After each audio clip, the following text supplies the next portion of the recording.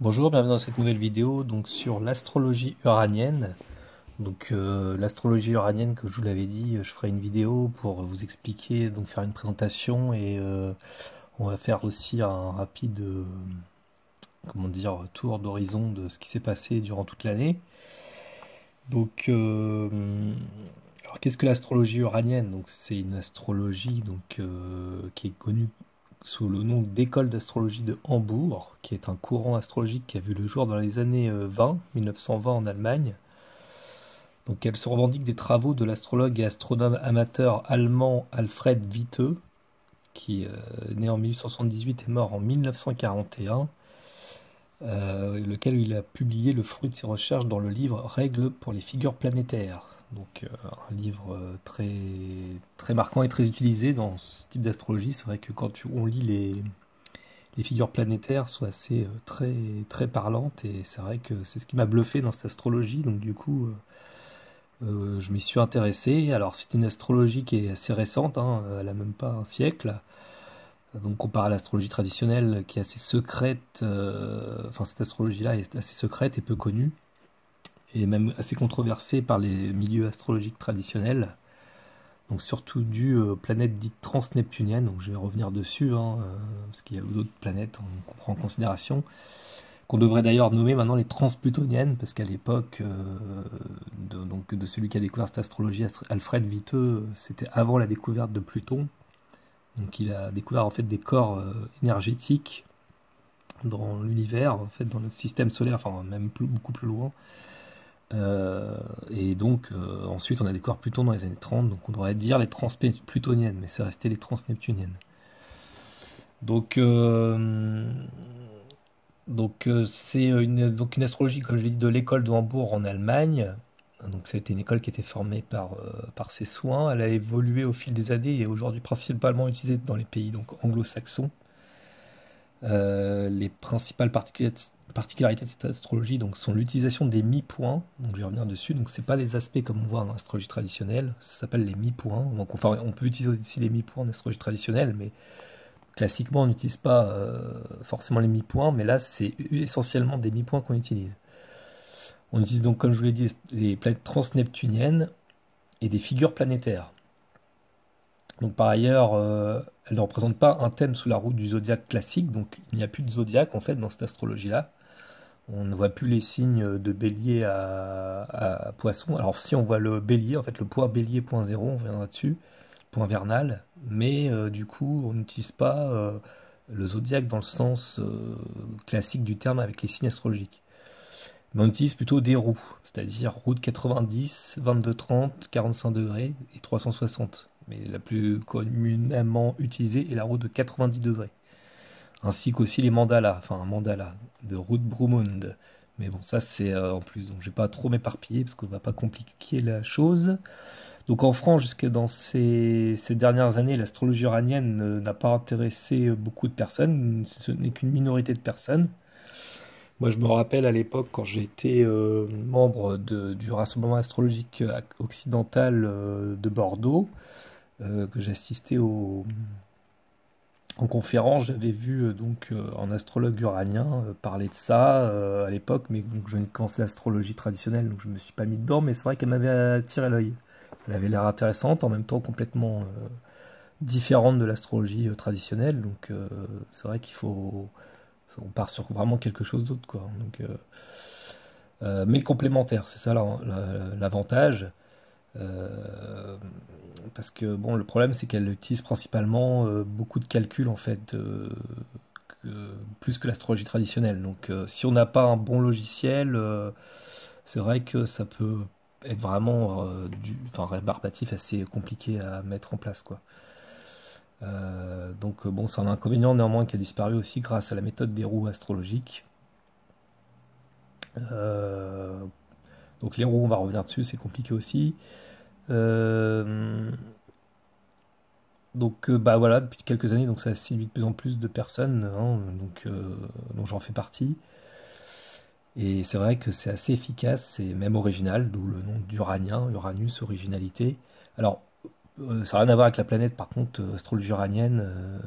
Uranus fait partie de reste la même signification hein, au niveau des planètes, mais on l'a appelée astrologie uranienne, hein, parce qu'elle est assez originale.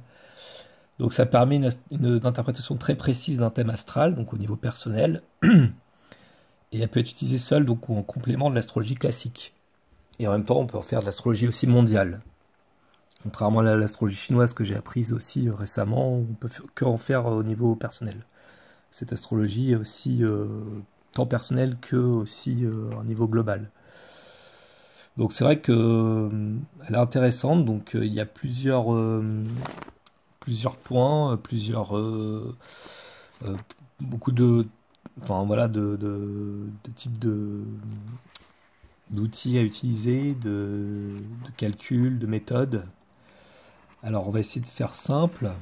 Donc déjà pour l'historique, donc Alfred Viteux, qui était-il? Donc c'était un excellent astrologue du XXe siècle qui a fondé l'école d'astrologie de Hambourg. Il a écrit une quarantaine de livres dont le plus connu était paru, donc, comme je vous l'ai dit, sur le titre Règles pour les images planétaires. C'est un ingénieur des mines qui travaillait dans l'aéroport de Hambourg, et dans sa vie privée, c'était un homme modeste et retiré. Il était marié et avait 2 filles. Cependant, quand il y a eu la Première Guerre mondiale, il a été envoyé sur le front russe. Et avec l'aide de ses connaissances astrologiques, il a essayé de prévoir les bombardements d'artillerie. Mais il a constaté que bien des méthodes tombaient à côté.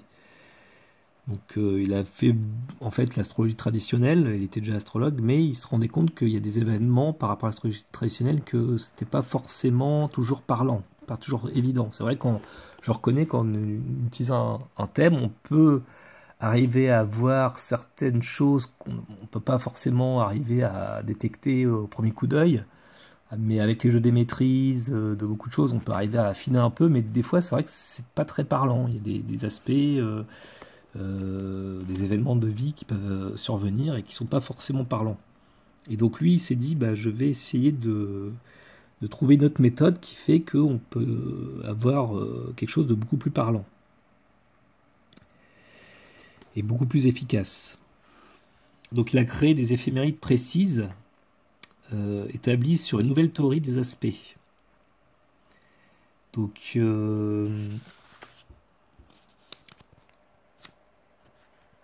à partir de 1919, il a commencé à parler d'astrologie. Et il a fondé en 1925 l'école de Hambourg. Voilà.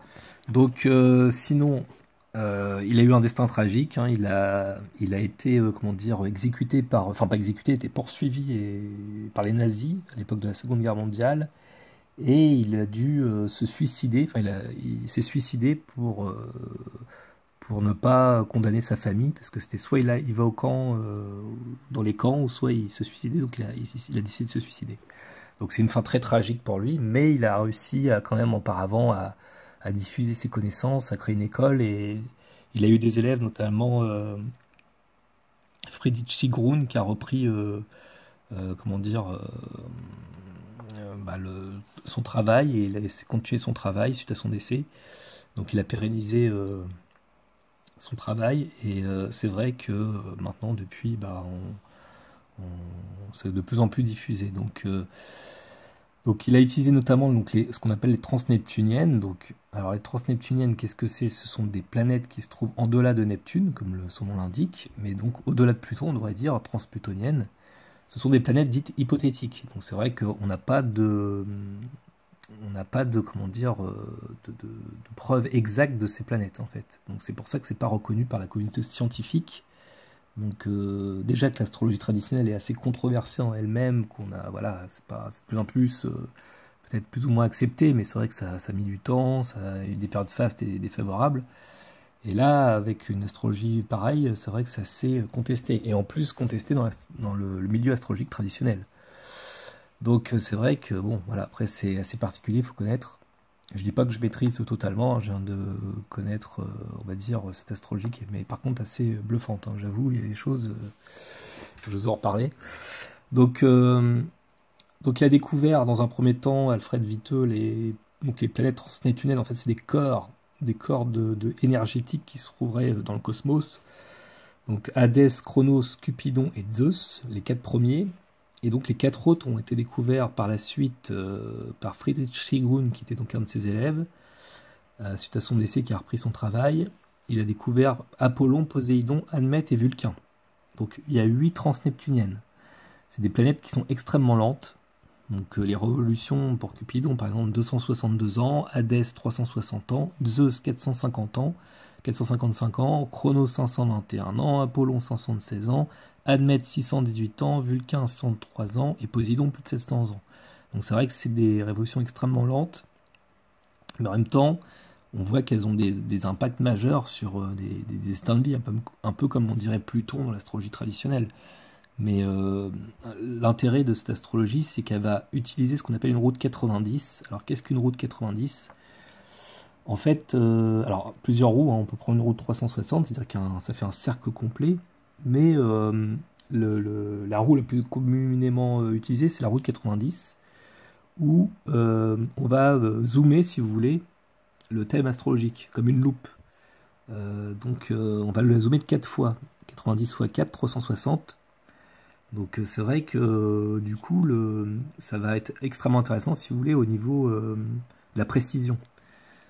C'est-à-dire, en astrologie traditionnelle, un thème natal, si vous voulez, si on est né à 2 ou 5 minutes d'écart, bah c'est vrai qu'on voit pas trop de changements sur un thème astrologique, si ce n'est les maisons qui bougent un peu, mais même la Lune qui bouge son pas lunaire de 1 degré, qui fait même pas 1 degré toutes les 2 heures, je crois environ. Donc bon bah c'est vrai que là, à part ça, on n'a pas trop de différence.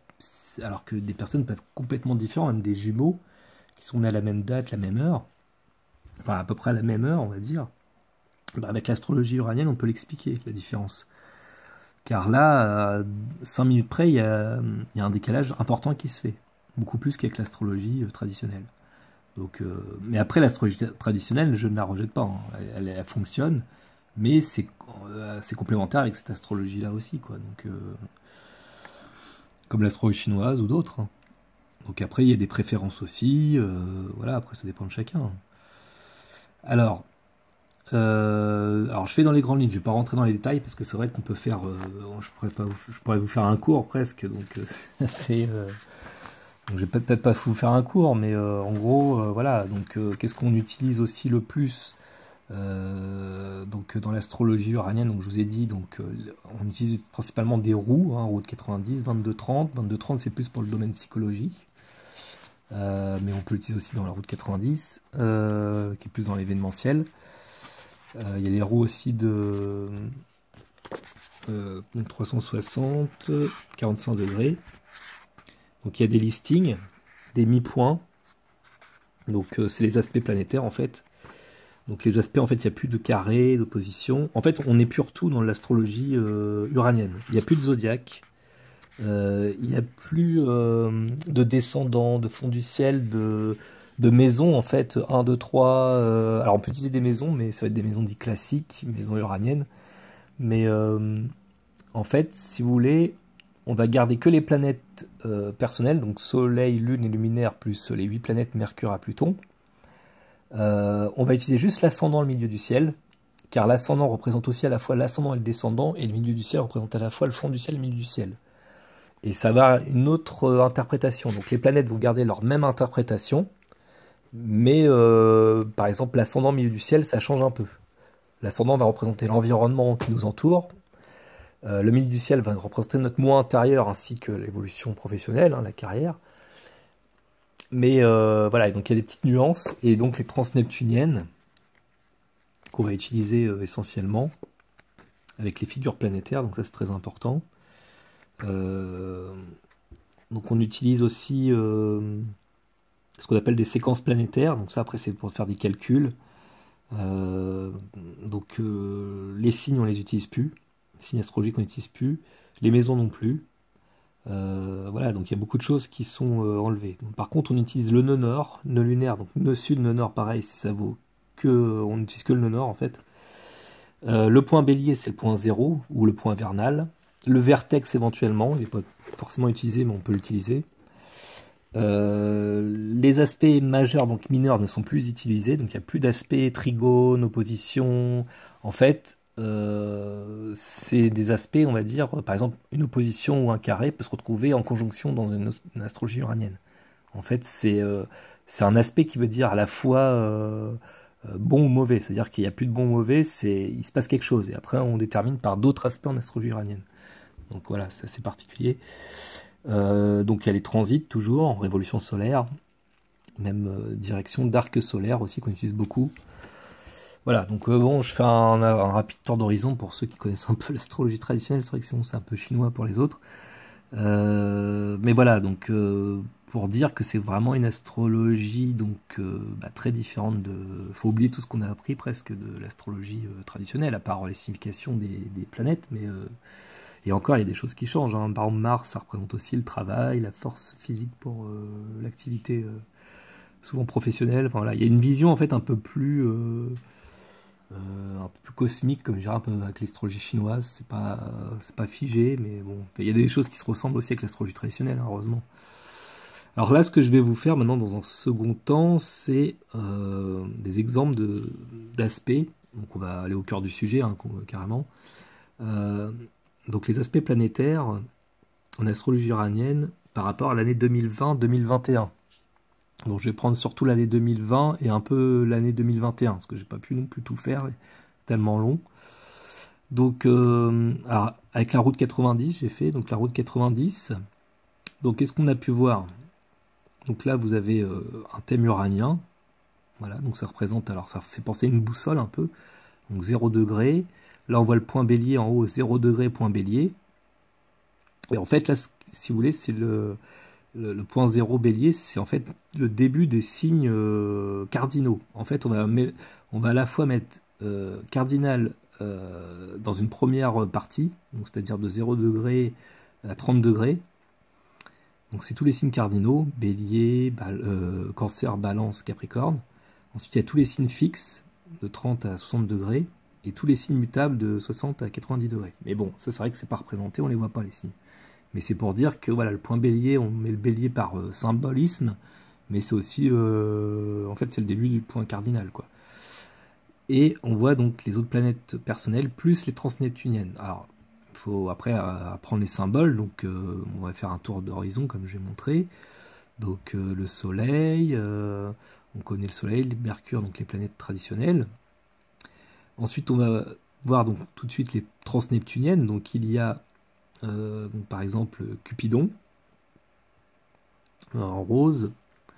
On a Poséidon qui ressemble au signe des poissons mais couché. Donc là je l'ai mis en violet parce que ça ressemble un peu à Neptune, hein, c'est pas tout à fait le même symbolisme, mais ça se rapproche. Le nœud nord ici, donc il n'y a plus le nœud sud, on met le nœud nord seulement. Là c'est la planète Admet.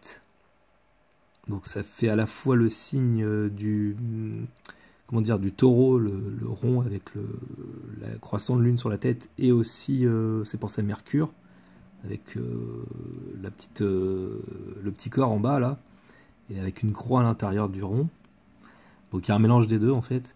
Neptune, Jupiter on connaît. Hadès, donc on va revenir beaucoup dessus, c'est en rapport avec les épidémies souvent. Tout ce qui est Hadès, le planète des enfers, hein, un peu comme Pluton. Uranus, il y a Chronos, donc c'est tout ce qui a rapport avec les gouvernements, le pouvoir. Admettre, c'est tout ce qui a rapport avec les choses arrêtées, les blocages, voilà, c'est tout ce qui est profond. Cupidon, c'est tout ce qui a rapport avec les mariages, les associations, les unions, un peu comme Vénus, mais en plus grand nombre. Mars, donc l'activité. Là, on a Zeus, donc rapport avec tout ce qui est la créativité, l'énergie, tout ce qui est comment on fait fonctionner les choses, l'industrie, la mécanique, etc. Pluton on connaît, Saturne, Vénus, Apollon, donc un mélange de Jupiter et du signe des Gémeaux. Alors, on a deux en un en fait si vous voulez. Apollon représente tout ce qui a rapport avec le commerce, les échanges, tout ce qui va se diffuser, se multiplier et en même temps se répandre. Et Vulcain, donc avec cette espèce de triangle avec la flèche vers le haut, en orange là. Donc Vulcain, dieu de la forgeron, donc la force, la puissance, représente tout ce qui est en rapport avec voilà, la force, vraiment l'inertie, la force puissante, quoi, la profonde, quoi, donc très intense. Voilà, donc j'ai fait un peu le tour.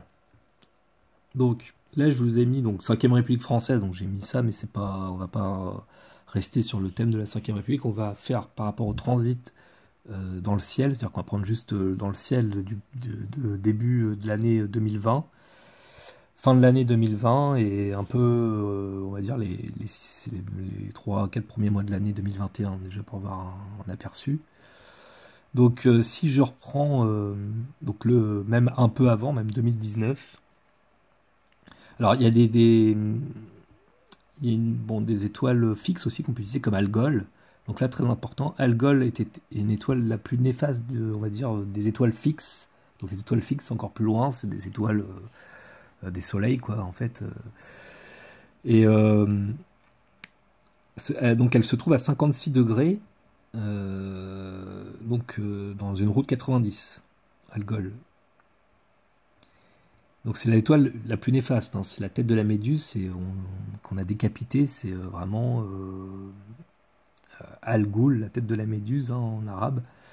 Donc c'est une étoile très renommée, très néfaste, hein. C'est mort par décapitation, violence, pendaison, enfin c'est hyper glauque.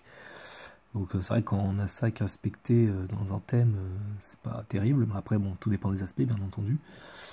Et cette étoile, Algol, est au mi-point de Chronos Hadès aux alentours d'octobre 2019. Donc comme on peut le voir ici, il y a un mi-point, c'est-à-dire qu'elle se trouve à mi-distance. Ça veut dire que si on prend l'étoile en question, Algol et Chronos et Hadès, en fait, si vous voulez, elle est à mi-distance. Les deux planètes Chronos et Hadès se trouvent à mi-distance. Donc on peut le voir à l'œil nu, mais c'est vrai qu'après on a dans le logiciel des tableaux qui nous disent quelles planètes sont à mi-point avec quelle autre planète, etc. On a un listing pour nous aider, si vous voulez, parce qu'il y a tellement de mi-points, en fait, il y a je ne sais plus combien de combinaisons, plus de 500, enfin, énormément. Donc on ne peut pas forcément tout voir. Donc c'est pour ça qu'on est aidé grâce au logiciel astrologique, qui est indispensable, quoi.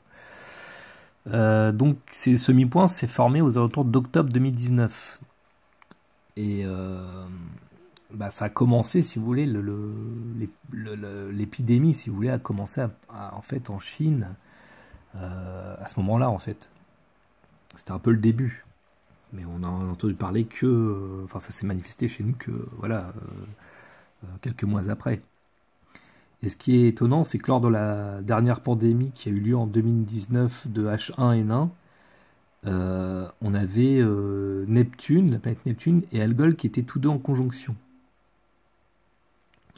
Et là, Neptune ici était aussi au mi-point, donc Neptune, Algol avec Apollon. Donc il y avait actuellement il y a Algol donc au mi-point de Neptune, Apollon. Qui fait un peu les épidémies, donc l'épidémie de coronavirus, quoi. Donc Neptune, Algol, Apollon peut être vu comme ça. Mais après, on peut le voir aussi d'une autre manière. Pas forcément que par rapport à cette comment dire, cette figure planétaire-là. On peut le voir aussi, par exemple, Pluton, Neptune, Hadès. C'est les épidémies aussi. Et là, il commençait à se former cet aspect-là. Il n'était pas tout à fait exact. Il sera plus exact d'ici quelques mois, je crois, fin d'année. Et là, donc Neptune et Algol étaient tous deux en conjonction à la fois d'avant, et ils étaient également en aspect aussi en 1989 et 90 avec l'épidémie de grippe. Parce qu'il y a une grande épidémie de grippe qui en 11 semaines avait affecté 4,6 millions de personnes en France, enfin dans le monde, pardon. Et d'autres années auparavant, il y a eu un aspect de Neptune-Algol lors des précédentes épidémies. Donc on voit bien que l'avantage de l'astrologie uranienne, un peu comme l'autre astrologie, on peut comment dire comparer avec d'autres événements historiques pour voir que ça se répétait en fait. Le 26 décembre 2019, il y a eu une nouvelle lune aussi et éclipse du soleil. Les éclipses annoncent les événements importants à venir, souvent entre les prochaines éclipses, souvent dans les 6 à 7 mois environ après. Donc la prochaine a eu lieu le 21 juin 2020, donc là, il y a 2 mois environ, lors du solstice d'été, ce qui signifie que les événements annoncés par l'éclipse précédente se sont matérialisés. Donc l'éclipse du 26 décembre 2019, il y avait Jupiter conjoint Pluton avec PV, donc point bélier ou point vernal, Hadès, nœud nord. Donc là, ça veut dire l'épidémie qui se propage. Point vernal, point bélier, c'est tout ce qu'en rapport, alors je ne l'ai pas dit, c'est avec le monde entier. Hadès va être les épidémies en général, tout ce qui va être sclérosé, nécrosé, c'est le dieu de la mort, hein, des enfers. Donc tout ce qui est caché, qui est sale, qui va manquer, qui va se détériorer en fait. Et le nœud nord représente aussi le relationnel, tout l'entourage aussi proche. Donc en même temps, voilà, il y a ce côté qui se propage. Ensuite, le 5 janvier, il y avait Neptune qui était au mi-point d'Hadès, nœud nord et Vulcain. Donc ça a signifié un danger qui s'accroît. Donc là, c'est si on prend aussi dans le livre de Alfred Viteux, que je me sers beaucoup, on lit juste les figures planétaires, il y a juste à lire, souvent, on n'a pas besoin d'interpréter nous-mêmes. Alors c'est vrai que c'est bien de le faire aussi nous-mêmes, d'apprendre à connaître les significations et forcément de trouver un vocabulaire et de trouver la meilleure signification d'un point de vue personnel à une interprétation, mais c'est vrai que quand on prend le livre en question, c'est assez parlant.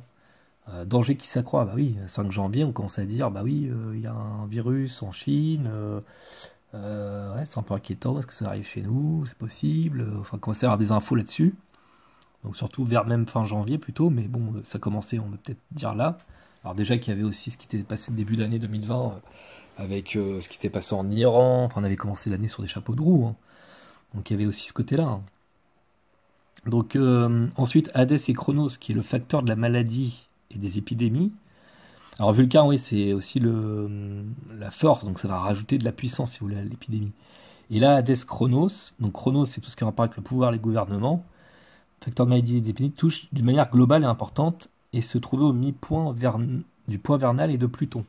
Donc ça a signifié que le monde se transformait et se changeait en profondeur. Donc Pluton et le monde, le point vernal, notamment début janvier 2020. Donc on a vu vraiment tout ça aussi, ça a impacté au niveau mondial. Il y a eu des transformations fortes qui se mettent en place, qui ont commencé, mais qui aussi à cause de cette maladie, qui a commencé vraiment à amplifier les choses, quoi. Donc début mars 2020, Neptune, qui est la planète qui propage les choses, notamment les maladies, hein, on le voit aussi en astrologie traditionnelle. Là, avec Apollon et Algol et Hadès et Chronos, est une mauvaise configuration car il multiplie et propage également aussi les choses. Ce qui a fait qu'on s'est retrouvé donc avec la situation qu'on a connue au niveau mondial de l'épidémie, enfin même de pandémie de Covid-19. Donc Neptune, Algol, Apollon, hein, on l'avait déjà en 2009, hein, le côté Neptune, Algol, et Hadès, Chronos. Hadès, épidémie, Chronos, le pouvoir aussi qui est affecté, enfin les autorités. Chronos, alors on a aussi le mi-point Chronos, Apollon, Neptune. Et là, selon donc Albert Viteux, donc, dans son livre, ça dit tromperie, fraude diplomatique, défaillance importante de personnes dirigeantes ou gérantes. C'est ce qu'on a eu en France, par exemple, avec l'histoire des masques, mais ailleurs aussi, hein. Alors voulu ou pas voulu, donc moi plutôt voulu, je pense, hein. Autorité dans les sciences occultes, on retrouve le côté aussi occulte, comme quoi c'est voulu. Alors bah, en même temps, pour moi, ça m'étonne pas, hein. Pour moi, c'est aussi des rituels, tout ça, le masque, lavage de mains, distanciation sociale, pareil dans la franc-maçonnerie, tout ça, donc on retrouve un peu ce côté-là.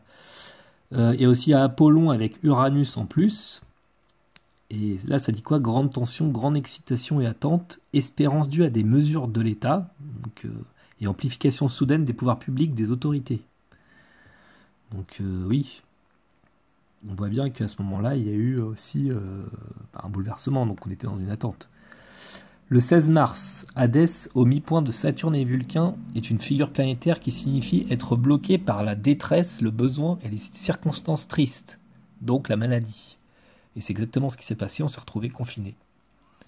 Donc c'est exactement ça, enfin c'est dingue, c'est parlant. Il a écrit ça en 1920 et on voit bien que, enfin dans les années 20, je sais pas, 30, et c'est vrai que maintenant on voit ça, enfin, c'est là qu'on voit que c'est assez fou quoi. Saturne conjoint Vulcain correspond à ce qui est arrêté et bloqué, et avec Vulcain c'est la force qui contraint avec puissance de ne pas bouger et de rester à la maison, mars 2020. Donc on le voit aussi avec cette figure planétaire là. Au 15 avril 2020, Hadès était au mi-point du Soleil-Jupiter et Neptune, ce qui signifie une grande perte financière. Et Uranus au mi-point de Chronos-Admet signifie se trouver dans une position exceptionnelle de façon imprévue, être soudainement face à une situation complètement changée, une grave et grande crise financière et du gouvernement.